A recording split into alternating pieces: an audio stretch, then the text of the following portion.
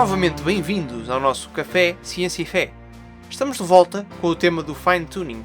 No último episódio, se bem se lembram, analisámos a forma deste argumento para a existência de Deus. É um argumento que parte do facto científico de que o universo está afinado com uma precisão incrível para a existência de vida e tenta, filosoficamente, encontrar a explicação mais razoável. Hoje vamos abordar o mesmo assunto de uma perspectiva ligeiramente diferente. O Bernardo vai fazer de advogado do diabo e lançar uma série de objeções à afinação do universo, às quais eu tentarei responder na medida do possível. Esperemos que gostem e aproveito para lembrar que, se a relação da ciência com a fé é algo que vos interessa, não se esqueçam de subscrever ao nosso canal nas plataformas habituais. Subscrever, pôr gosto e partilhar, de tudo formas que nos ajudarem a divulgar e a continuar este podcast. Fiquem por aí, porque vamos já passar ao episódio de hoje.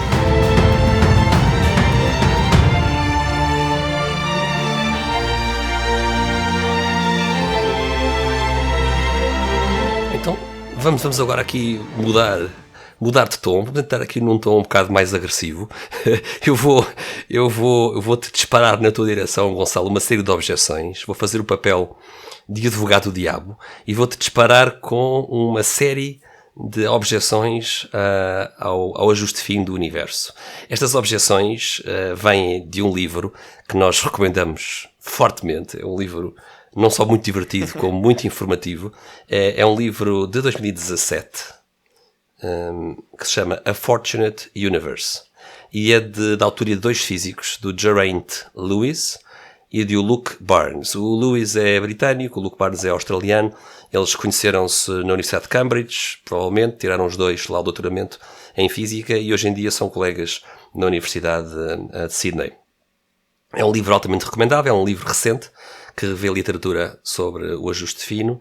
E então vou-te disparar, Gonçalo, se tu concordares. Respira fundo, porque eu vou começar a disparar-te objeções e fazer de advogado do diabo.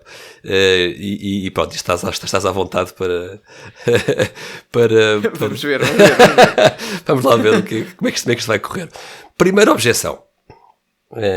Os exemplos de afinação que temos vindo aqui a falar, estes e outros, são apenas meras coincidências. E é uma objeção mais ou menos neste estilo. Uma pessoa pode perder o juízo, não é? Se quiser explicar todos os detalhes do universo ou da nossa física. Há coisas que são simplesmente o que são. E se há alguma coisa que é a última explicação, que não precisa de mais explicações, são as leis da natureza, as fórmulas matemáticas. Gonçalo, é a última estação, não é? Já não há mais estações e apiadeiros, não é? Os passageiros têm que sair do comboio, não é? Acabou-se, não... São coincidências e não há nada para explicar. Como é que tu responderias a quem dissesse isso? Eu quando olho para este tipo de coisas, eu penso assim, mas estamos nesta coisa toda da ciência, descobrir, fazer perguntas, questionar. E estão a dizer, só podes fazer perguntas até aqui. Agora acabou, não é? Não podes questionar mais que isto. Chegas aqui, pronto, não podes perguntar mais. Porque se perguntares, sabes lá para onde é que vais chegar, não é? Sim, pior ainda, ou seja, vamos já parar aqui a conversa porque já está a cheirar a Deus, não é? E isso é que não pode ser. Exato. Parece-me que para-se de fazer as perguntas quando a conversa começa a ficar interessante. Mas porquê? Muito porquê? bom. Não, eu gosto de questionar e acho que faz parte da natureza humana querer encontrar explicações para tudo, não é? É claro que sabemos que há coisas que nunca vamos conseguir explicar, mas isso não significa que nós achemos que elas não têm explicação ou que nós não devemos ir à procura. Bom, eu comecei com alguns tiros amigáveis, Gonçalo. Esta era fácil. Vamos agora subir aqui um bocado de nível. A segunda objeção é mais ou menos nestes termos. Vamos lá olhar para o que é que nós na verdade sabemos com os nossos telescópios. Quantos universos nós já observamos? 1. Dos universos que observamos, quantos é que contêm vida? 1. Então tens a tua probabilidade, Gonçalo, ok? 1 em cada um dos universos contém vida. Onde é que está o ajuste fino? Eu aqui é outra. Eu olho para isto e o que é que me vem à cabeça? Eu nunca joguei na lotaria na vida. Exato. Joguei uma vez e ganhei. Portanto, a minha probabilidade de ganhar a lotaria é 1. Já está. Claro que não. Nada mais para explicar, claro não é? Não, há aqui alguma coisa... Isto não serve de explicação, não é? Portanto, há aqui qualquer coisa que está a falhar. Portanto, nós... pode ser difícil estimar esta probabilidade em alguns dos casos, especialmente aqueles que vimos da afinação das constantes e da afinação da forma das leis, porque não sabemos exatamente que graus de liberdade é que temos. Mas, pelo menos nos casos das condições iniciais, é possível ter uma estimativa é possível ter alguma visão de quão afinadas as coisas estão.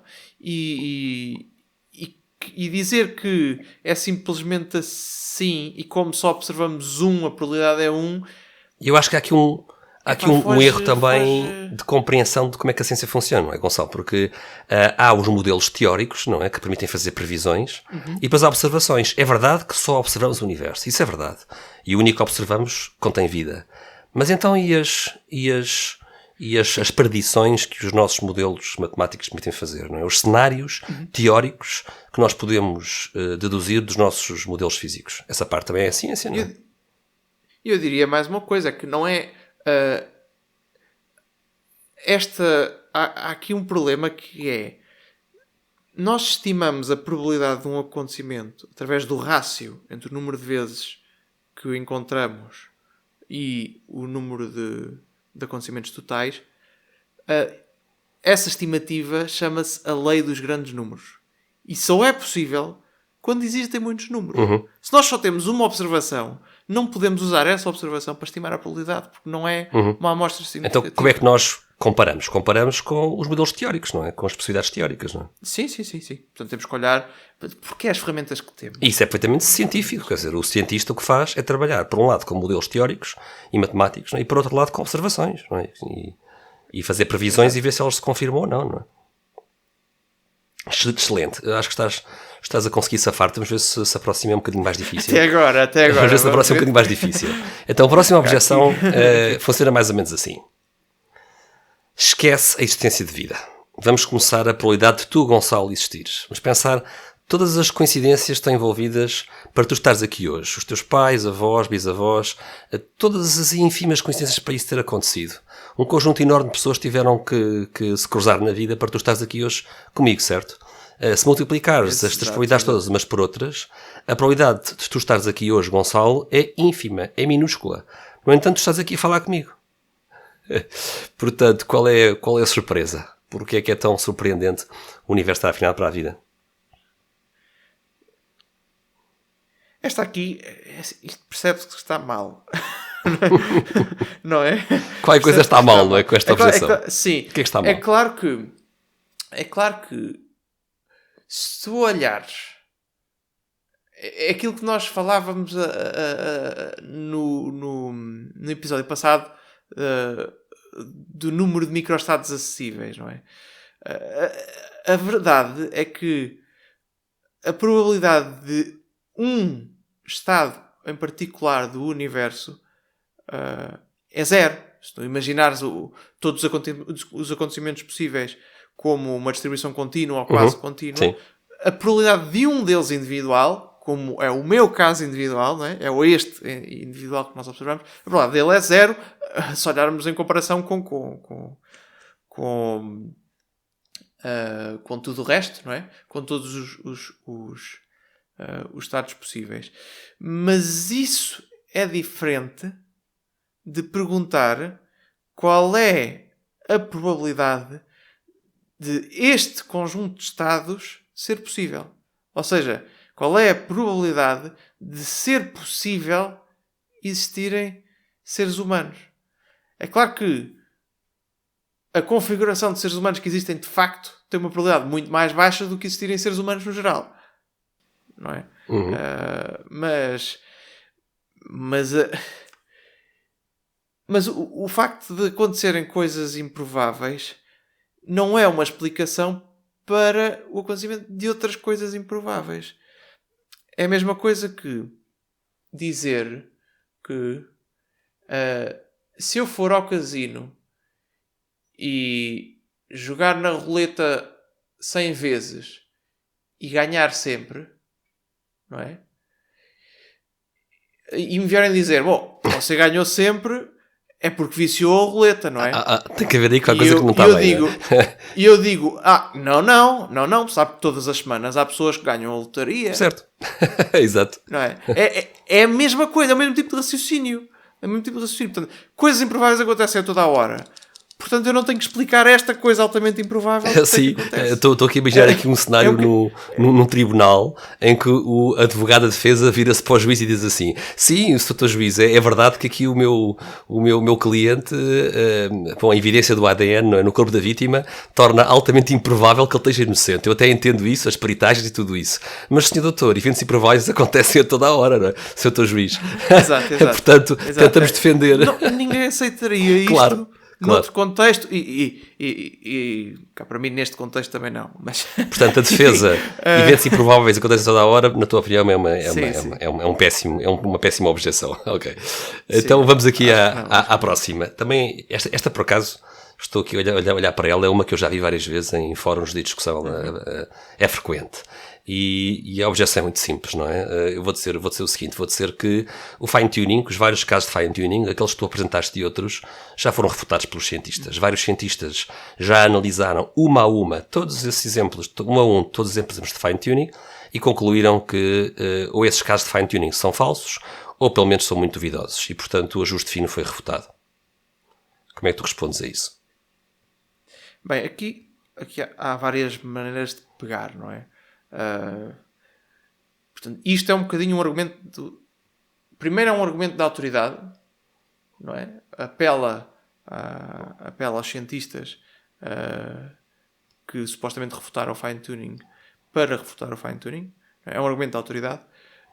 Sim. Mas muitas vezes nem sequer diz quem é que eles são. Certo, é vago. Mas pronto, sim, é vago. Portanto, isto é uma coisa muito vaga, porque isto é altamente impreciso. O fine-tuning, que tem muitas coisas lá dentro, não é? Não é só uma coisa, tem muitas coisas lá dentro. Foi refutado pelos cientistas. Cientistas também tem muitos cientistas lá dentro. Certo. Há cientistas que defendem exemplos de fine-tuning e que são contra outros exemplos de fine-tuning. E alguns deles refutaram alguns exemplos de fine-tuning, não refutaram os outros, não refutaram todos, não é? O panorama académico é muito mais complexo, é o que estás a dizer. Não é? Exato. É uma coisa, é muito mais complexo. O fine-tuning não é um exemplo e já está. São vários, existem... Nós aqui só falámos em 3 ou 4, mas existem exemplos de fine-tuning que nunca mais acabam, não é? E embora alguns deles sejam mais fracos e outros mais fortes, mesmo que se expliquem alguns deles, ainda há os outros todos. Isto são coisas que convém estudar, não é? Pronto, e depois, refutado pelos cientistas, dá a ideia de que a comunidade académica como um todo refutou isto quando não é o que acontece. E tu vês imensos cientistas de topo. Um deles é o Penrose, que nós já aqui falámos, mas temos também o Stephen Hawking e o Martin Rees, que defendem o fine-tuning. Não necessariamente, não estou a dizer que defendem o argumento do fine-tuning. Sim, defendem que há ajuste fino. Defendem que existe afinação nas leis do universo. Podem não concordar em todas as leis que dizem que estão afinadas. Podem não concordar com as conclusões do argumento do fine-tuning, mas defendem que o universo está afinado. E isso existem muitos cientistas que defendem isso. Portanto, temos aqui... vou dar aqui um exemplo que temos aqui nas nossas notas, não é? De citações. Uma delas é a do Stephen Hawking, numa breve história do tempo, em que diz: o que é notável é que os valores destes números, e aqui está a referir-se às constantes das leis da natureza, parecem ter sido muito bem ajustados para tornar possível o desenvolvimento da vida. Por exemplo, se a carga elétrica do eletrão fosse apenas ligeiramente diferente, as estrelas ou seriam incapazes de queimar o hidrogênio e o hélio, ou então não teriam explodido. Pronto. E elas têm que explodir para espalhar os elementos mais pesados pelo universo. Não? Para espalhar e para os formarem também, porque os elementos mais pesados do que o ferro, portanto, até ao ferro, os elementos mais leves, quando se juntam, libertam energia. Do ferro para cima, o ferro é o elemento mais estável que existe. Significa que os elementos mais leves, quando se juntam, libertam energia até chegar ao ferro, e os elementos mais pesados que o ferro, quando se partem, libertam energia. Ok? Mas quando se tenta fundir elementos mais pesados que o ferro, eles em vez de libertar energia consomem. Portanto é uma coisa que não consegue acontecer. Portanto, o ferro é o produto último. Maneira o ferro é o produto último, no fundo. Sim. Portanto, a única maneira de se formar elementos mais pesados que o ferro é através de uma explosão gigante de uma estrela em que há muita energia à solta e que pode ser absorvida para gerar estes elementos mais pesados. E estas explosões são supernovas e é aí que se formam elementos mais pesados que o ferro, que são também necessários para a existência de vida. Mas o Stephen Hawking que tu acabaste de citar, ele é um bocado cauteloso, Gonçalo. Ele diz, parecem ter sido muito bem ajustados. Sim, eles parecem, claro, porque pronto, aqui estamos a... Stephen Hawking também não é cristão, não era? Sim, é um cientista a falar enquanto cientista. Certo. Sim. Não é? E nós, quando fazemos este tipo de argumento, nós estamos a usar dados da ciência, mas a fazer um raciocínio filosófico em cima dos dados da ciência para tentar chegar a ver o que é que dali vem. Sim. Mas pronto, a ciência não nos leva aqui, não é? A ciência dá-nos os dados e nós depois fazemos com os dados aquilo que entendermos com base na filosofia. Pronto, o outro exemplo que tenho é o Martin Rees. Martin Rees é o Astronomer Royal britânico, não é? Também ainda é vivo. O Martin Rees ainda é vivo. Ele tem um livro também, um livro de divulgação, não é? É esse que vais ler agora. O Just Six Numbers. E ele diz: estes 6 números constituem uma receita para um universo. Adicionalmente, o desfecho é sensível aos seus valores. Se algum deles estivesse desafinado, não existiriam estrelas nem vida. Esta afinação é apenas um facto bruto ou uma coincidência? Ou é a providência de um Criador benigno? Eu adoto o ponto de vista de que não é nenhum dos casos. Uma infinidade de outros universos pode bem existir nos quais os números sejam diferentes. A maioria deles seria nada morto, ou seja, ou estéril.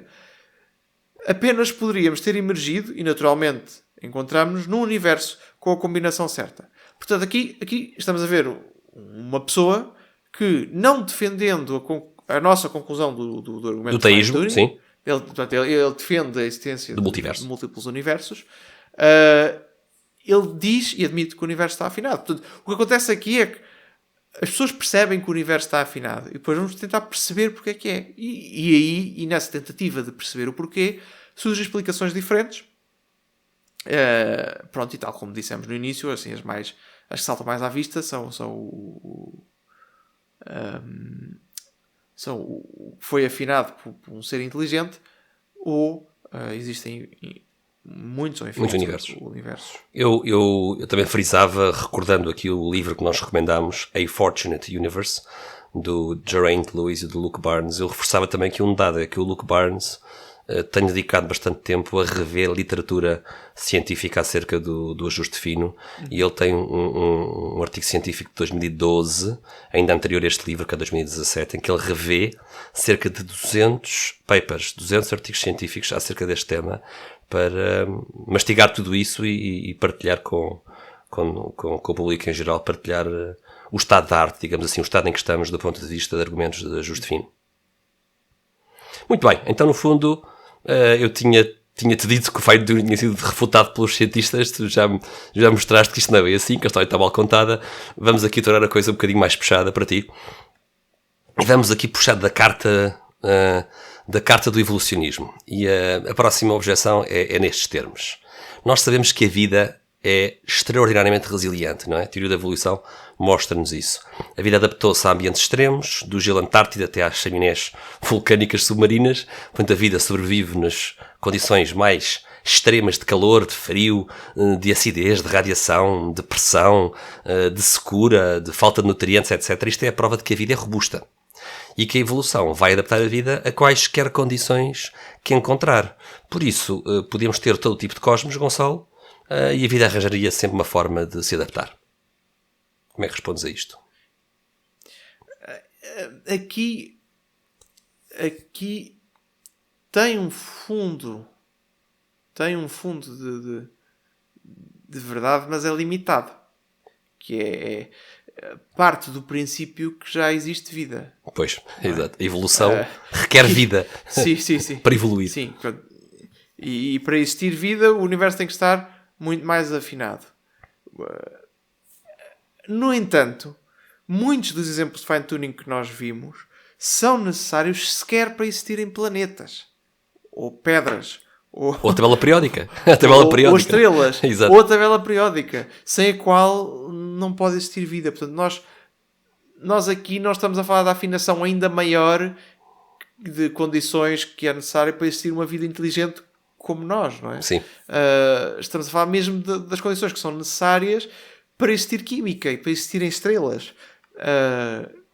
E, portanto, se é necessário fine-tuning até para isso, não é? Pronto, não é... Isto não refuta o fine-tuning porque...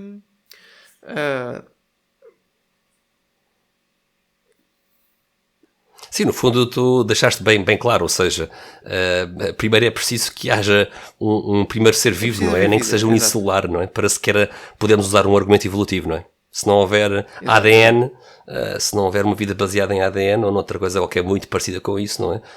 A solução darwiniana não vai ter hipótese de se poder aplicar. Exato. Próxima objeção. Fine-tuning, afinação. Tu deves estar a brincar comigo. 99,9999 etc% do universo é vazio, carregado de radiação mortal. A maior parte da matéria é inóspita no nosso cosmos. Estamos a falar de gases difusos inimaginavelmente frios. Estamos aqui a dizer que grande parte do universo está a menos de 260 graus Celsius. Ou então, no caso raro das estrelas, não é? Em que não temos o extremo frio, temos o extremo do absurdamente quente, com temperaturas de 1 milhão de graus centígrados. Estrelas termonucleares. Ou então, por exemplo, outra coisa muito agradável para a vida, não é? Que são os buracos negros que esmagam qualquer matéria. Já para não falar das supernovas, que já nos referiste aqui hoje algumas vezes, ou nas explosões de raios gama. Ou seja, o universo é, sobretudo, Gonçalo, inóspito. E as partes que são hospitaleiras, na verdade, são muito ineficientes para criar a vida, tanto quanto nós possamos saber, não é? A vida só se observou na Terra, não é? E se calhar há mais sítios, mas a maior parte do universo é absolutamente hostil. Por isso, não me venhas dizer que o universo é afinado para a vida, porque isso é um disparate. Não, eu aqui pegava outra vez no caso anterior, não é? Porque nós estamos a falar... Quando falamos de fine-tuning não é apenas para existir vida. É claro que para existir vida ele tem que estar afinado, não é? Mas se o universo não estivesse afinado não existiam sequer planetas, não é? Portanto, ele tem que estar afinado na mesma para a vida poder existir. Além disso... Ele estar afinado para a vida não quer dizer que tenha que haver vida em todo lado. Em todo lado, certo. Sim. Aliás, há sítios em que até nos convém que não haja vida, não é? Por exemplo, se nós formos fazer uma operação, convém-me que não haja vida ali a crescer no bisturi na sala de operação, não é? Convém que a vida na sala de operação seja inteligente, certo? Sim, a vida que está na sala de operação convém que seja inteligente. O mais possível apenas a do cirurgião e a minha, não é? Senão tipicamente é capaz de não dar resultados muito há uma coisa que eu já vi várias vezes algumas pessoas em discussões dizerem algo do género, mas como é que uma pessoa pode acreditar que o universo está afinado por Deus se o universo tem uma dimensão gigântica, Gonçalo? O universo é enorme, é quase todo hostil, mas tudo é esta questão de um universo que é sobretudo vácuo, não é? E é gigantesco. Porque é que nós podemos estar a achar que o universo é assim tão especial, dado ele ser tão grande e sobretudo vazio? Porque existem estrelas.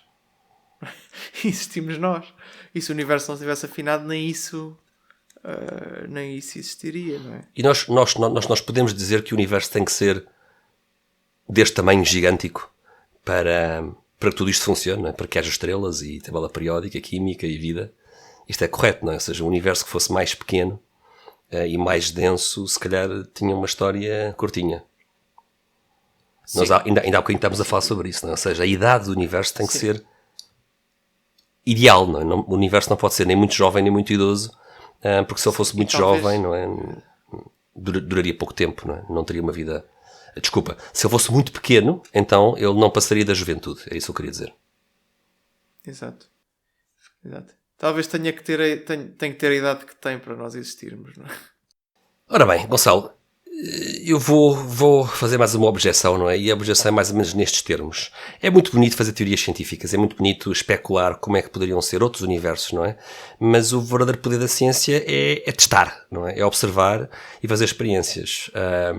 E, portanto, estamos aqui a dizer que o nosso universo é muito especial comparado com outros universos teóricos, mas são teóricos, não é? Portanto, isso é tudo especulação, isso não é ciência, não é? Portanto, porque é que eu estou a variar parâmetros de forma especulativa se eu não posso observar o resultado dessa variação desses parâmetros, não é? Porque eu não observo esses universos. Como é que tu responderias a isto? Bom, é verdade que a experiência é fundamental, não é? E sem experiência, sem experiência, pronto, não temos forma de validar os nossos modelos cientificamente. Mas a ciência também faz parte da ciência fazer previsões. Aliás, do ponto de vista utilitário, que também é utilizado do ponto de vista utilitário, a ciência serve precisamente para isso, para nós conseguirmos fazer previsões para as circunstâncias em que não estamos a fazer a experiência ou não é conveniente. E portanto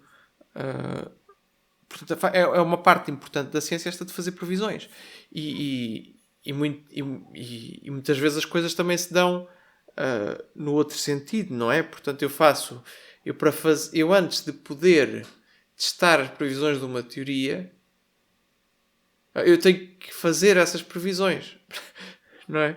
E até te diria mais, às vezes acontece até por motivos históricos, tu podes não ter tecnologia ainda para testar, não é? E tens uma série de anos ou décadas de teorização, não é? Antes de estares em condições... Às vezes as teorias... Sim, às vezes as teorias demoram tempo. Sim. O Einstein já morreu há umas boas décadas e há coisas da teoria dele que só agora é que estão a ser testadas. Disso, não foi possível testar antes.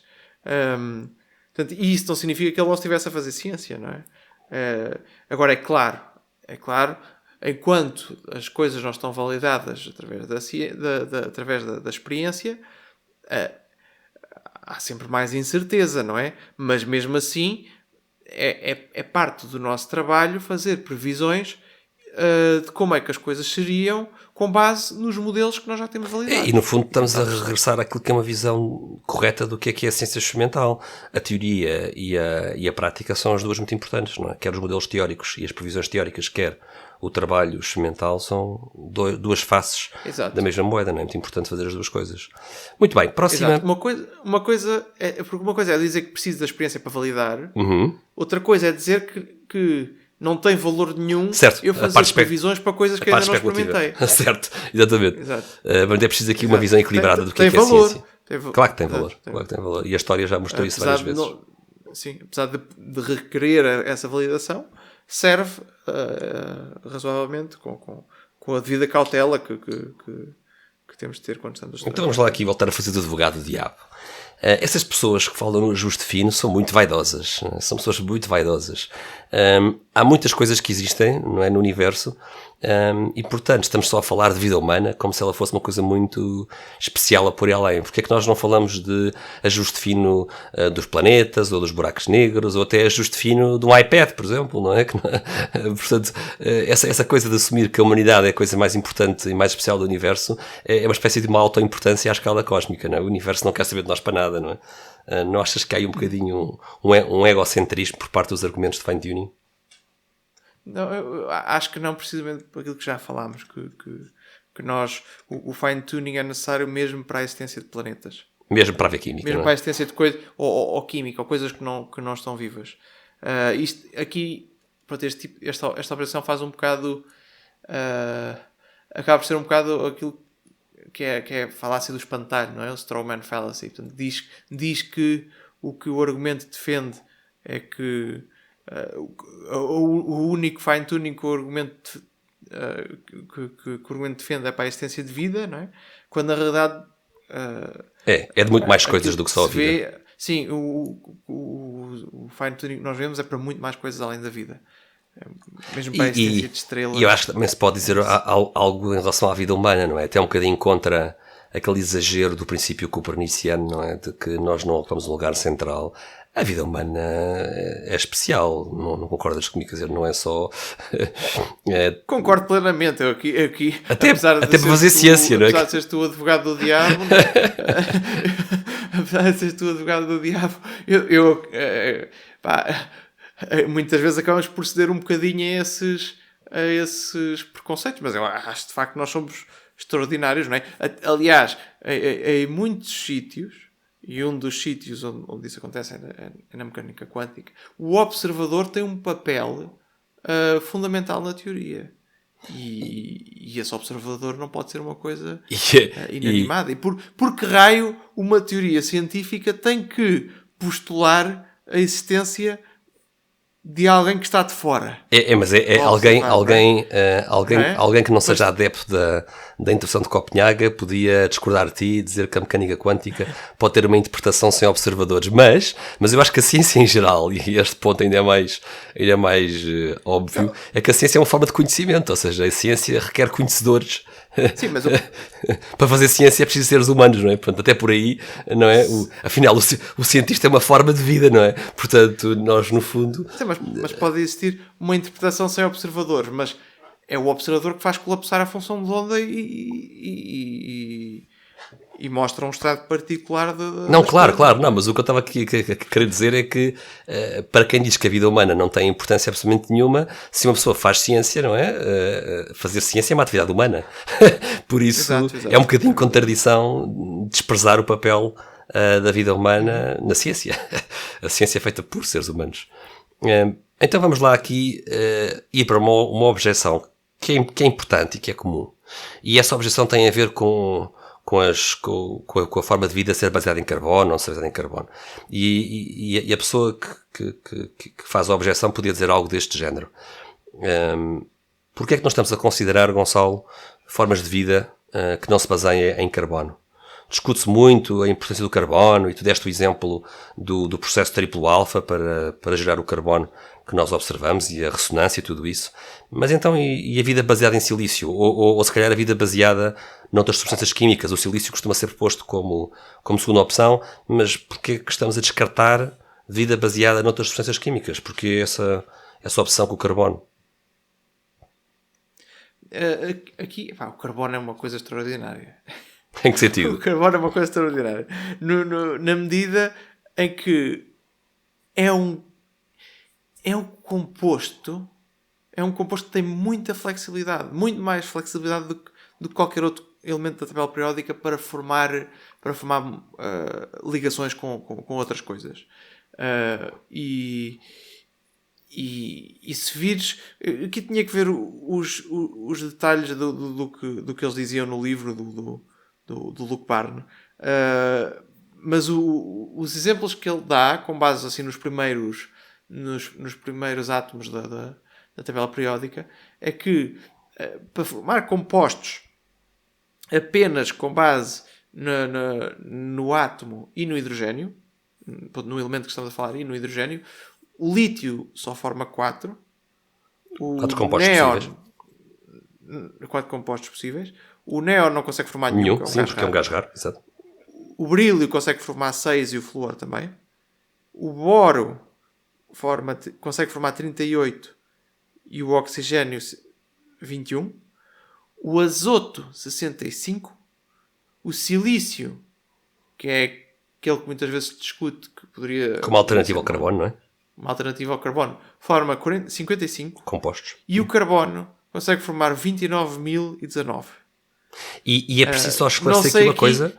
Quando tu dizes que o silício, por exemplo, forma 55 compostos, nós não estamos a falar de polímeros, não estamos a falar de fazer cadeias. Estamos a falar de compostos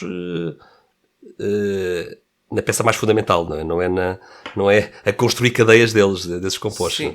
Sim, aqui teria que ver os detalhes dos constrangimentos que eles que eles colocam para estes compostos, mas o que é facto é que, o carbono tem muito mais versatilidade. 29 mil? do que os outros. 29 mil compostos possíveis com base de carbono e hidrogênio. Sim. Tem muito mais flexibilidade do que os outros. Se ligar, não é? Enquanto o silício, 55, não é? Se ligar. Sim, portanto, toda a química orgânica é baseada no carbono, e depois tem mais uns elementos lá pelo meio que são necessários também, mas a base, o que permite construir as cadeias, o que permite fazer as ligações é o carbono.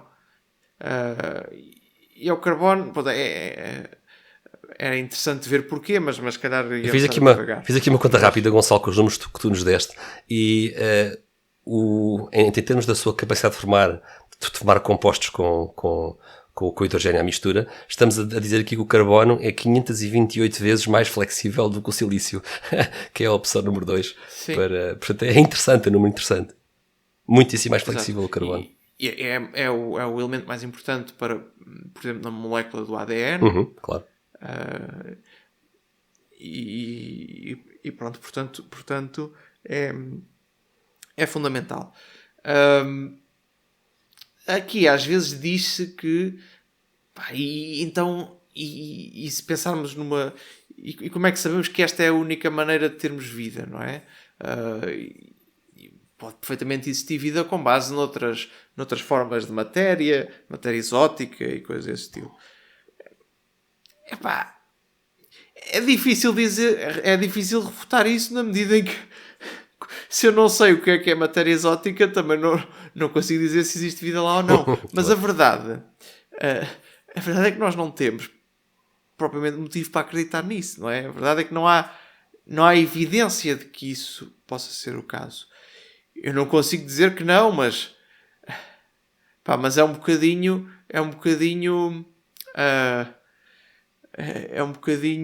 como, sabes, aquele, às vezes ouve-se nestes debates entre ateus e cristãos uma comparação que eu acho que não é justa, acho que não é válida, mas que eu acho que serve para aqui, que é que os ateus dizem que refutar a existência de Deus é tão necessário como refutar a existência de um bolo de chá em órbita da Lua. Sim, essa é muito comum. É a objeção do bolo de chá. É muito comum. Que no fundo é o que é que eles dizem? Não tenho nenhum motivo para acreditar que existe um bolo de chá na órbita da Lua. No entanto, é difícil de refutar. A mim parece-me que é um bocadinho o que está a acontecer aqui. Porque eu não tenho nenhum motivo para acreditar que possa existir vida com base noutras formas... Que não o carbono. Sim, mas é tudo o que conhecemos sobre biologia... Excluir essa hipótese. Claro, tudo o que conhecemos sobre biologia, o carbono está sempre lá, não é? Portanto... é difícil excluir essa hipótese completamente. E há lá Richard Dawkins, não é? Eu diria que o ónus da prova fica do lado de quem diz que pode existir outras formas de vida com base em matéria exótica, de mostrar que formas de vida são essas. E pronto. Se bem que, pronto. Aqui foi um bocadinho... Muito bem. Eu acho que neste caso é válido, mas é uma objeção que não me agrada muito. Eu acho que já te massacrei o suficiente. Acho que podemos aproximar-nos da parte final deste episódio. Vamos revisitar as explicações do ajuste fino. Antes de entrar nessas 4 explicações para o ajuste fino, para as recapitularmos, eu gostava só de citar o livro que já referimos aqui várias vezes, A Fortunate Universe, e vou então passar a palavra aos seus autores, o Geraint Lewis e o Luke Barnes. Dizem eles, no último capítulo: mexer na composição do universo pode ter um efeito desastroso no surgimento de vida complexa, e especialmente nas condições físicas subjacentes à vida, como energia utilizável e química orgânica. A nossa conclusão é que as propriedades fundamentais do universo parecem estar ajustadas para a vida. Precisamos de um cosmos que se expanda nem muito rápido, nem muito devagar, que forme estrutura, que tenha uma mistura de elementos estáveis que possam formar estrelas, planetas e células, com a mistura certa de forças para que as estrelas ardam por milhões de anos, com abundância de carbono e oxigênio, com um passado de baixa entropia e um futuro de energia livre, e com um número de dimensões que sustenta a vida, e até mesmo com leis matematicamente elegantes e detectáveis. este tipo de cosmos é uma raridade entre os primos e parentes distantes do nosso universo. Eu gosto muito desta citação e fui buscá-la porque acho que ela resume bem, Gonçalo, os exemplos que tu apresentaste. Tu falaste no exemplo da baixa entropia, no exemplo do número de dimensões, e no fundo nós estivemos a percorrer um pouco estes vários argumentos e queria fechar esta secção das objeções com uma citação destes dois autores. E vamos agora então olhar de novo para as quatro explicações. Como é que explicamos o ajuste fino? Explicação número 1. O universo é como é. Esta solução, como nós vimos, ela não responde ao fine-tuning, é uma não resposta. Não é? Nós sabemos que o conhecimento humano tem limites. Não é? Eu acho que é razoável. Eu acho que aqui também, Gonçalo, pondo-me na pele dos críticos do fine-tuning, a verdade é que o ser humano não é omnisciente. Não é? Por isso é razoável supor que um dia o ser humano vai chegar ao limite do nosso conhecimento acerca do universo, não é? É razoável supor isso, não é? Ou seja, um dia isto já não se consegue chegar mais além, não é? Mas agora a questão é, como é que nós sabemos que chegamos ao limite do nosso conhecimento? Como é que nós detectamos que chegamos ao fim das capacidades do ser humano, não é? E tu há bocadinho também dizias algo deste género, não é? Fazer ciência é continuar a procurar, não é desistir da procura, não é? Exato. Portanto, eu acho que podemos, eu gostava de fazer uma sondagem, podemos talvez ver depois fazer uma sondagem este episódio para ver entre aqueles que aguentaram até agora ouvir-nos a falar sobre fine-tuning, quantas pessoas realmente votariam na explicação 1. O universo é como é. Eu acho que, Gonçalo, suspeito que íamos ter poucos votos nesta explicação número 1. Outra possível explicação. Estava a imaginar os cientistas a dizer, pronto, já chegámos ao fim. Exato. Todos para casa. Tudo o que conseguimos saber. Vamos todos para casa. Vamos fechar a loja. Fechar a loja, acabou-se. Vamos fechar as universidades e fechar os laboratórios. Segunda possível explicação, e também ouvimos isto muitas vezes, esta explicação. E a explicação é esta. Uma futura teoria física vai explicar o ajuste fino. No fundo, há aqui uma esperança de que o progresso da ciência vai acabar por se ver livre das constantes que hoje em dia não consegue explicar, não é? E acabar com aqueles botões e mostradores com os quais os defensores do ajuste fino andam a brincar, não é? A brincar ao ajuste dos vários controlos do universo, não é? Um dia, diz o nosso crítico do fine-tuning, vai dizer que, diz que no fundo um dia se vai descobrir que, por exemplo, propriedades com a massa do eletrão são propriedades fundamentais, imutáveis e são deduzidas da própria teoria, não é? No fundo, basta esperar com paciência, que um dia vai chegar a teoria de tudo. Como é que tu responderias a isso? Achas que isto é uma boa explicação, esta de que uma futura teoria vai trazer a resposta? Eu acho várias coisas, não é? Acho que para já nós temos que argumentar com base naquilo que sabemos hoje. Sim. Não é com base numa hipotética teoria futura que pode nem sequer vir a Eu até acho que isso que tu acabaste agora de dizer é um exemplo de falácia, não é? O apelo ao desconhecido, não é? A pessoa tenta fugir a uma crítica dizendo espera, se esperares vais ver que tudo será esclarecido, não é? Daqui a uns anitos, não é? Exato. Por outro lado, a ideia de existir uma teoria final de tudo também é uma ideia problemática, não é? Porque temos aquelas noções do teorema de incompletude de Gödel, que uma das consequências que parece ter, não é? É que é impossível chegar a uma teoria final em que temos tudo fechado, não é? E que se possa provar que será a teoria final, não é? Sim, que se possa provar que é a teoria final, exato. Portanto, tem sempre que existir aqui uma margem de manobra, e isso é uma garantia de emprego para os cientistas, não é? Não vamos fechar a loja, mas ao mesmo tempo garante-nos que vão sempre haver pontas soltas, não é? Vão sempre haver aqui coisas que nós não vamos conseguir fechar completamente. Achei interessante que tu referisses os argumentos de incompletude do matemático Gödel. Nós vamos ter hipótese em futuros episódios de regressar a esse tema e até tratar dele com mais detalhe. Ele é um argumento interessante para quando falarmos sobre filosofia da mente e quando procurarmos responder à pergunta de se a mente humana é um computador ou não. Mas é interessante o que tu acabaste de dizer, porque qualquer teoria física hoje em dia tem uma forte componente matemática. E o que o Gödel mostra é que eu, se tiver um sistema formal matemático consistente, eu não vou conseguir demonstrá-lo a partir dos axiomas. Ou seja, eu não consigo fazer uma demonstração Exato. interna desse sistema formal. E como a física hoje em dia não consegue evitar o formalismo matemático, parece realmente que a física está sujeita às conclusões dos teoremas de incompletude do Kurt-Gödel. E por isso, mesmo que um dia os físicos se calhar chegassem a uma teoria final, eles não teriam forma de demonstrar que era final. Basicamente. Exato. E eu até acho, Gonçalo, que isso é um sonho antigo, não é? Ou seja, a ideia de que... Acho que era já pelo menos desde o Einstein, não é? Que se sonha com uma teoria física que não tenha parâmetros livres, não é? Com uma teoria física que não é preciso... Pelo menos, exato. mas a verdade é que nós estamos perto disso, não é? Queres-nos explicar um bocadinho em que ponto é que estamos hoje em dia quando comparamos o muito grande com o muito pequeno, quando comparamos a relatividade de Einstein com a mecânica quântica, nós não estamos perto do fim, pois não?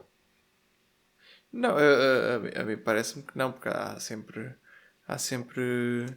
parâmetros livres que nós temos que afinar. Por exemplo, quando olhamos para a relatividade geral, continuamos a ter, quando queremos calcular coisas concretas, não é? Continuamos a ter parâmetros que estão na teoria e que não são explicados por ela, como por exemplo a constante da gravitação e a velocidade da luz. Mas hoje em dia, Gonçalo, diz-se que vem aí a teoria de cordas, aliás, já cá está a teoria de cordas, e que a teoria de cordas vai unificar a relatividade geral com a mecânica quântica e vai ser uma super teoria. Há quem fale nisso como, finalmente, a teoria de tudo.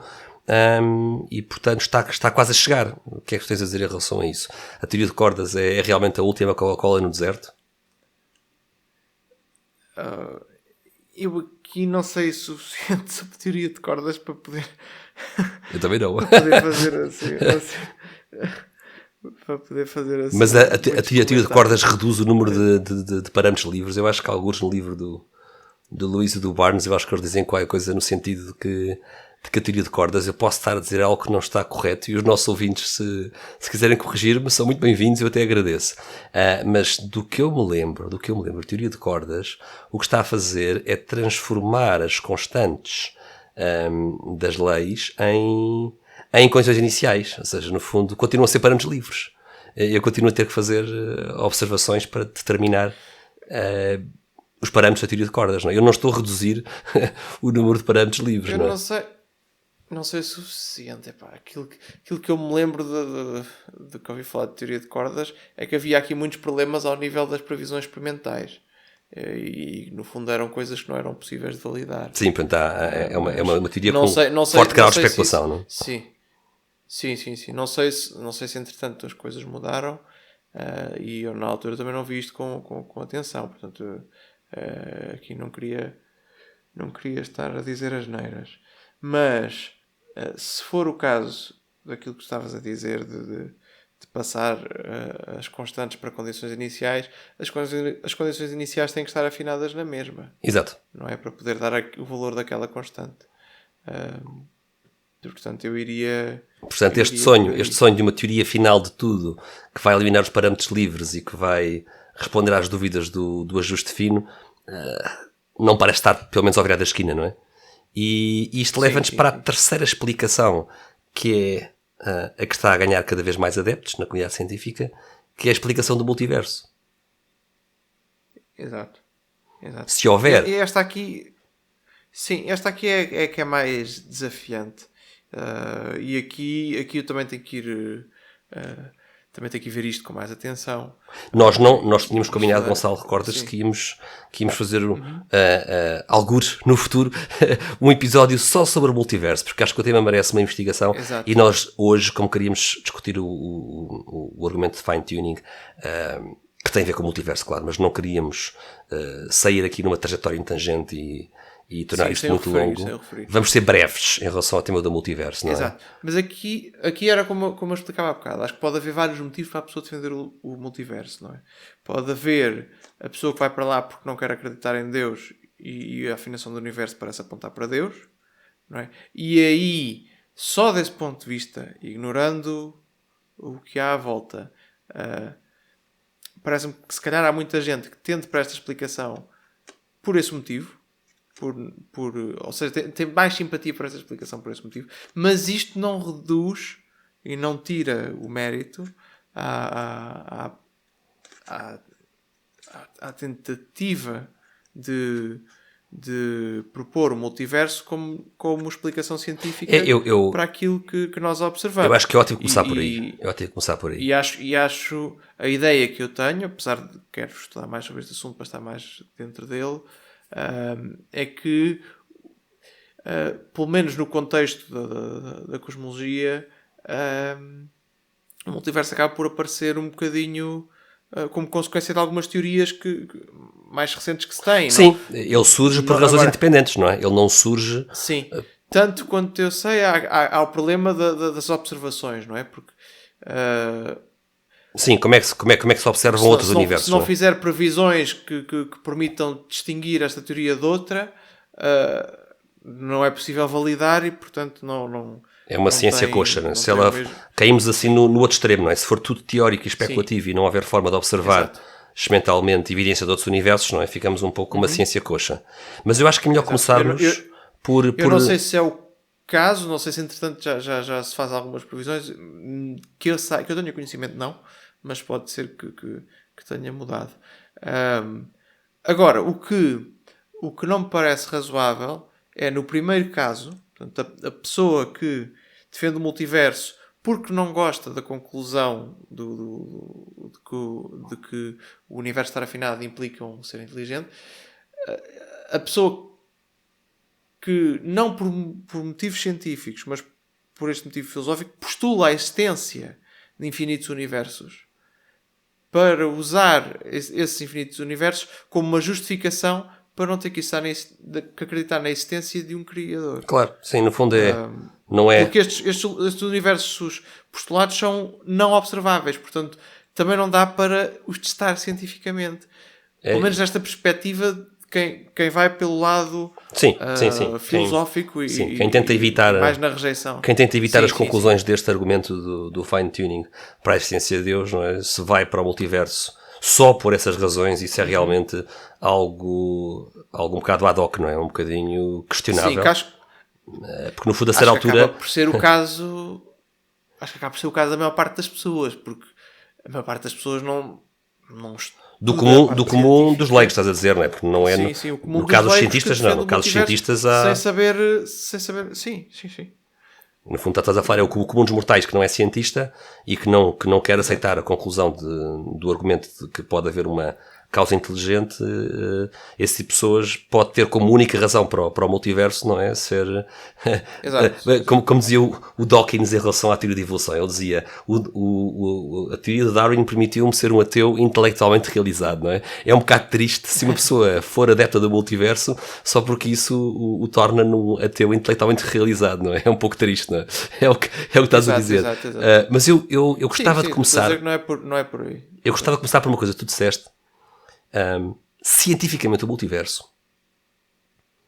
é uma resposta muito séria, e é preciso partir de um facto que ainda nem sequer é experimental, não é um facto empírico, é um facto quase de lógica, não é? E que é o seguinte: se realmente, por hipótese, há um número absurdamente enorme de universos, é evidente que depois explicamos o ajuste fino, diria eu, pelo menos numa primeira análise. Depois pode ser que, aprofundando, podemos chegar a outros problemas. Podemos chegar à conclusão que a teoria do multiverso requer um processo para criar universos, e há quem tenha dito já que esse processo também tem que ser afinado. Pode ser que estejamos depois a ter que escalar o ajuste fino um grau acima, não é? Para um mecanismo gerador dos vários universos. Mas, Gonçalo, é preciso dizer desde o início que... Quantos universos é que são gerados de facto? Sim, depende. Agora o que estou a dizer é o seguinte: se houver, por hipótese, um número gigântico de universos para além do nosso, tu aplicas o princípio entrópico fraco do nosso amigo Brandon Carter, não é? E tens a explicação. Nós vivemos num universo afinado para a vida porque era aqui que tínhamos que estar, não é? Se existir um número absurdo de universos, o problema do fine-tuning quase que desaparece, não é? Se forem muitos universos, certo? Bem, tem que ser mesmo muitos, não é? Estou aqui a recordar-me do teu exemplo da entropia inicial, não é? Sim. Uma parte em 10, outra em 10. Tem que ser mesmo muitos. Tem que ser mesmo muitos universos, quase infinitos, não é? Quase infinitos. Sim, e depois a estrutura ou o processo que produz esses universos também tem que permitir a existência de universos afinados. Ou seja, Exato, não pode excluir. Assim. Conforme às leis da física e que define essas constantes, tem que ter a possibilidade de ter universos afinados. Quem nos está aqui a ouvir, Gonçalo, pode pensar assim, bom, mas os cientistas todos, ou na sua maioria, são a favor do multiverso, ou há algumas vozes discordantes? Acho que é interessante também vermos como isto é um tema que está em ebulição, não é? Há muitas vozes discordantes. Eu acho que aqui como em qualquer tema de ciência, acho sempre muito, muito perigoso quando se tenta passar uma ideia de uniformidade. Certo.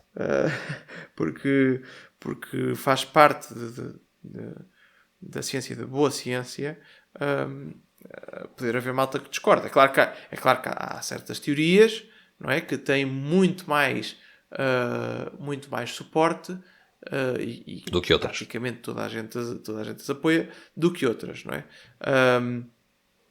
Mas é normal que haja sempre pessoas a discordar. Mas neste caso existem ainda pessoas bastante... ou seja, neste caso há mais discordância, parece-me.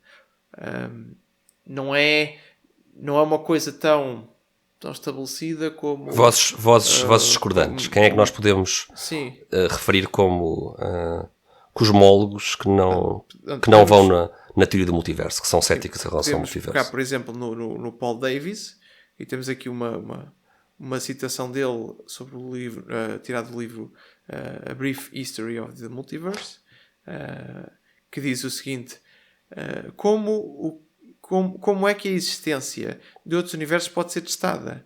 É certo que todos os cosmólogos aceitam que há regiões do universo que ficam para lá do alcance dos nossos telescópios, mas alguns na rampa escorregadia entre isso e a ideia de que há um número infinito de universos, a credibilidade chega ao limite. Pois.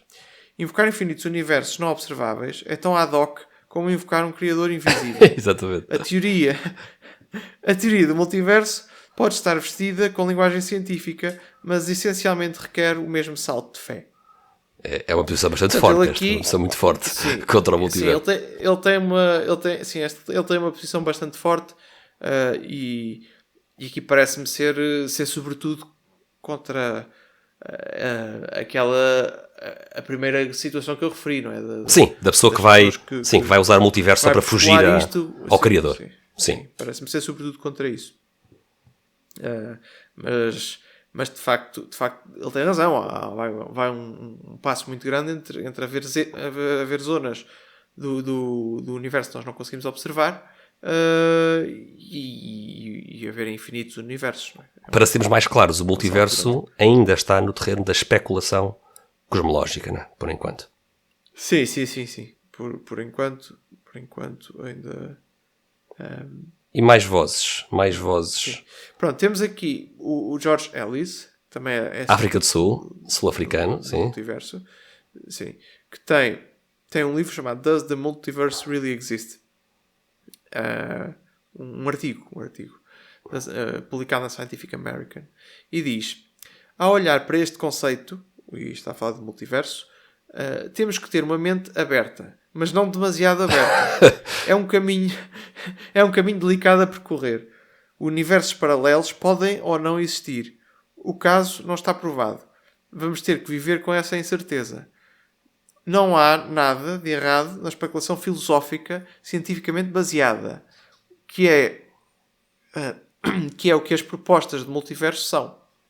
Mas devemos chamá-la pelo que é.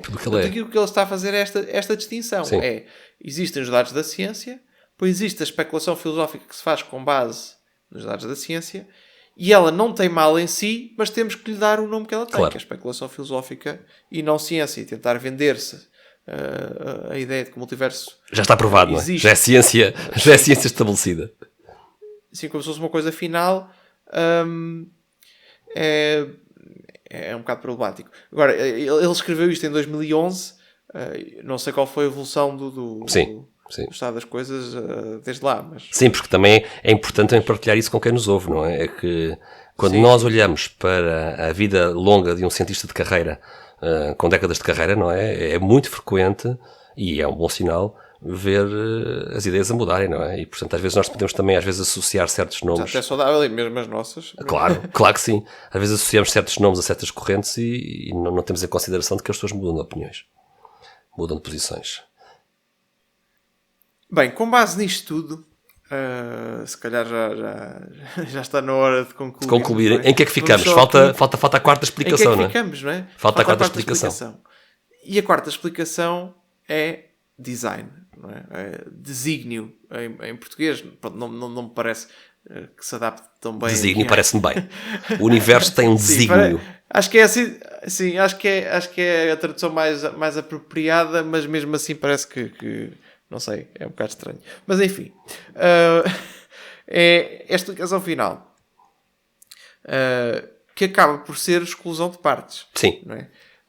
O que é que acontece aqui? Então, no fundo desta explicação o que diz é que o universo está afinado e, aliás, parte do princípio que o universo está afinado e diz, porquê é que ele está afinado? Está afinado porque houve uma entidade inteligente por trás do universo e que o preparou, o desenhou para que pudesse existir vida e, em particular, vida inteligente. Pronto, e essa entidade inteligente é aquilo que nós chamamos de Deus. Agora, quem nos está a ouvir, aqui, quem está a ouvir, Gonçalo, pode pensar, mas Deus não é uma explicação super confusa. Deus não é uma explicação super confusa, não traz uma série de problemas em vez de retirar problemas. Sim, aqui pronto, aqui não temos tempo agora para ir aos detalhes do que é que queremos dizer com Deus, não é?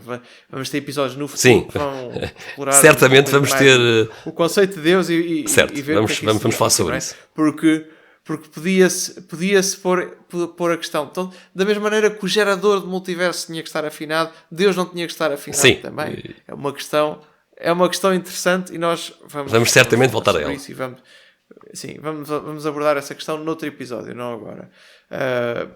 Para já, basta, acho que podemos dizer com segurança que pronto, tem que existir um ser inteligente, mas isso não significa que seja um velhinho de barbas. Sim, não estamos a falar de uma figura antropomórfica. Até porque essa visão não é a visão clássica do teísmo cristão, claro. judeu e em certa medida o muçulmano também. Não é? Certo. Não é a visão que tradicionalmente se tem nas grandes religiões monoteístas. Nas outras não posso falar tanto, mas... E nós não estamos a falar, obviamente, Gonçalo, de uma opinião mais popular que os crentes do cristianismo tenham acerca de Deus. Não estamos a falar da opinião erudita, ou seja, o que interessa depois noutros episódios é nós estudarmos como é que os eruditos de cada religião concebem Deus e é com base nesses conceitos que temos que discutir estas questões, ou seja, não estamos aqui a dizer, nem estamos aqui a negar que há um monte de fiéis, não é, nas várias religiões que têm ideias sobre Deus que são antropomórficas, certamente que há, quem as tenha, não é? O que interessa sempre é ir aos melhores defensores de uma crença e ir aos melhores argumentos dessa crença para poder perceber se funcionam ou não esses argumentos, não é? Sim, e essas visões têm o seu mérito do ponto de vista relacional, não é? Porque é mais uma ajuda, mas é importante saber e quando estudamos os defensores mais eruditos pelo menos das grandes religiões monoteístas, nós vemos isso, não é? Uma coisa é nós termos esta imagem que nos ajuda na relação com a imagem de um Deus, pai, não é? Somos humanos, a imagem de um pai. Porque somos humanos e precisamos de uma imagem. Certo. Outra coisa é o que é que ele é de facto. Claro. Qual é o conceito da substância divina? Claro. E aqui estou a empregar uma linguagem, não é, que já puxa para a parte filosófica, não é? A substância divina, porque depois no cristianismo em particular, não é? São palavras que têm um significado muito específico. Quando Deus faz homem, ele assume a natureza humana, mas é num contexto particular, não é? A substância divina, mesmo assim, pronto, não corresponde a esta imagem do velhinho. É algo que podemos analisar filosoficamente e que e que acho que nos vai dar bastantes episódios bastante interessantes. Também não podemos dizer tudo, senão as pessoas não voltam. depois não voltam.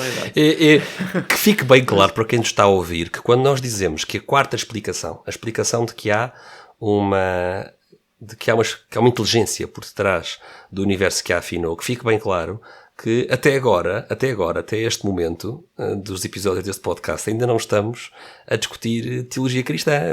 As pessoas são perfeitamente livres de acreditar que este argumento funciona, de aceitar que a melhor explicação porque é mais simples, é que há uma causa inteligente em vez de postular infinitos universos não observáveis, que é o caso do multiverso, não é? Ou seja, estamos aqui a dizer que é perfeitamente razoável dizer que a explicação para isto é mais simples, mas ninguém tem que, com base neste argumento, ir já a correr escolher uma religião, não é?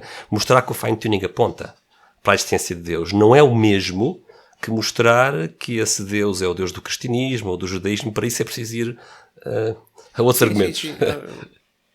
Sim, ele não aponta para religião nenhuma. Não? Sim, exatamente, aponta para uma causa inteligente. Uma causa inteligente. Para a essência de um ser inteligente que criou o universo. Depois o resto pronto, tem que se ver, não é? E, Gonçalo, se amanhã o multiverso for provado como um facto científico, o multiverso é provado como um facto científico, os argumentos, os casos de fine-tuning são explicados por essa via, usando o princípio entrópico fraco, o argumento teleológico para a essência de Deus cai por terra, certo? E então? E depois? Se isso acontecer? Então caiu. Pronto. Caiu, não é? Certo. Isto é... nós estamos aqui nestes primeiros episódios a analisar alguns argumentos para a essência de Deus, mas existem muitos outros. Claro. Existem muitos outros e na minha opinião, na tua também, por aquilo que já falámos, existem outros até melhores. Sim. Embora sejam mais complexos de explicar. Havemos de lá chegar a outros argumentos melhores, mas nós quisemos trazer estes dois argumentos, não é? O argumento cosmológico de Kalam e o argumento do ajuste fino, não por eles serem à prova de bala, provavelmente não são à prova de bala, mas porque eles são, sim, mas são bons argumentos. São bons. Merecem que se fale sobre eles, merecem ser conhecidos. Sim. Não são perfeitos, têm os seus pontos fracos, mas acho que são bons argumentos. E sobretudo mostram que é razoável, à luz da ciência, acreditar em Deus. Ora bem, que a informação que temos hoje, começo do século XXI, aponta para lá. Muito mais do que a informação que nós tínhamos há um século atrás. Eu acho que é preciso que quem nos ouve perceba isto. O conhecimento científico que temos hoje, primeiro o quartel do século XXI, é muito mais a favor de reforçar o teísmo do que há um século atrás. Não é? Há um século atrás, os dados científicos diziam-nos que o cosmos era eterno, que não tinha começado, ainda não havia Big Bang, não é? Ou seja, se recuarmos um século para trás, a ciência estava muitíssimo mais contra o teísmo do que está hoje. A interpretação dos dados científicos. Interpretação, desculpa, não a razão. Só fazer esta distinção. É muito importante. A interpretação que os cientistas faziam há 100 anos atrás era uma interpretação... Sim, compreensível. Mas que era compreensível. Claro. Sim. Era uma interpretação muito mais a favor do ateísmo do que hoje em dia. Sim. Eu acho que quanto mais não seja... É desafiante. Estes dois argumentos, o argumento de Kalam para o começo do universo e o argumento do ajuste fino para uma causa inteligente, são excelentes oportunidades, Gonçalo, para falarmos sobre ciência. Para eu e tu falarmos sobre cosmologia, que é uma área que nos fascina, tanto a ti como a mim. E sobretudo queremos chegar à verdade, não é? E acho que não temos que estar aqui a defender argumentos se eles não funcionarem. Claro. Podemos defender argumentos pelo simples gosto de defender um argumento, não é? Isso aí não. E dar-lhe... Não, podemos... Pelo desafio intelectual, não é? Há aquilo que se chama... não sei o nome em português, mas eles em inglês chamam o Steelman, que é o contrário do Strawman. O Strawman é quando tu pegas no argumento do teu opositor e o tornas fraco de propósito para depois o destruires e parecer que o refutaste. Sim, Steelman é o contrário. É tu pegares num argumento que não concordas, mas vais apresentá-lo da forma mais forte possível. Certo. Isso é bonito. Isso é bonito. Sim. E eu acho que isso é sempre um exercício engraçado, mesmo que não se aceita a conclusão do argumento, não é? Sim. Que mesmo não se aceite o argumento em si, é um exercício engraçado torná-lo o mais forte possível. Oh. Mas sim, o que eu estava a dizer, defender, acho que podemos sempre defendê-lo, mesmo pela piada de o defender, mas aqui estou a tentar fazer uma distinção entre o exercício intelectual de defender um argumento e defender o argumento no sentido em que acreditas nele e estás a tentar passar a ideia de que acreditas nele, apesar de não acreditares. Isso acho que não. Isso não seria ético. Eu acho que no final do dia, Gonçalo, eu acho que não. no final do dia, o apelo que nós aqui fazemos a quem nos está a ouvir, de um lado e do outro da barricada, né? Do lado ateu, o agnóstico, e do lado cristão, teísta, o apelo que nós fazemos é que se discutam estes temas. Há poucas coisas tão importantes como este tema, o tema da essência de Deus, quer a favor, quer contra, e que ambos os lados, por favor, estudem os argumentos a favor e contra, dentro das vossas capacidades e tempo, e disponibilidade temporal e interesse e gosto, como é óbvio.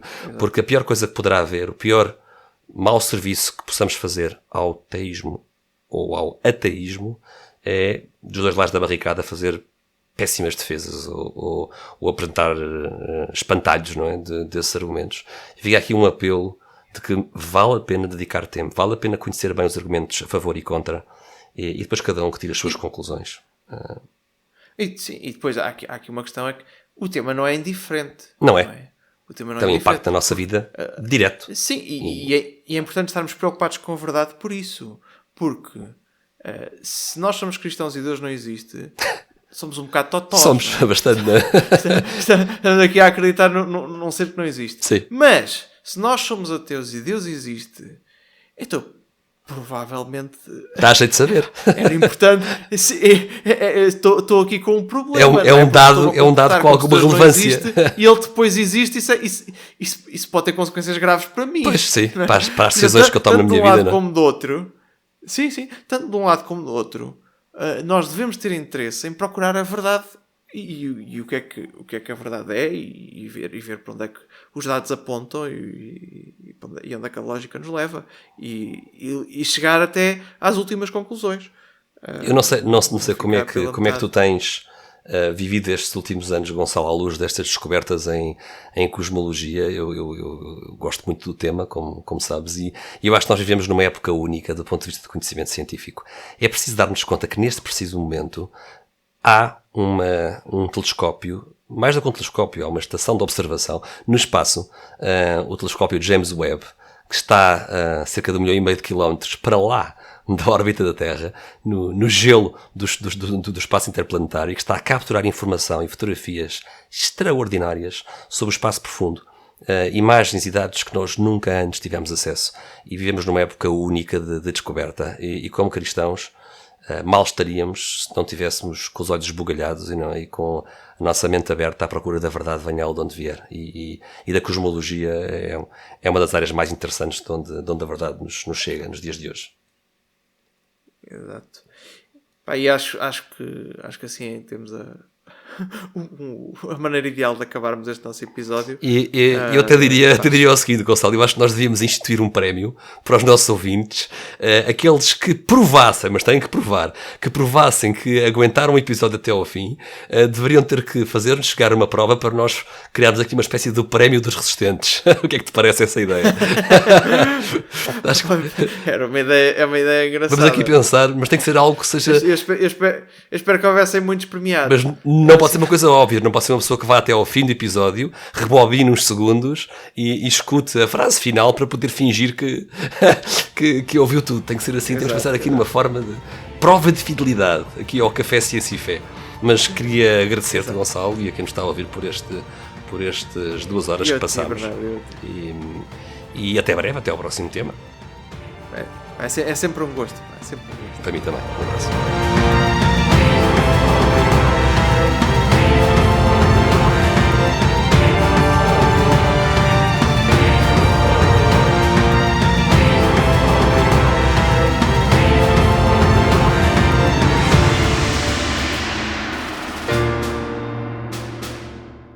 Foi o final deste episódio sobre o Fine Tuning.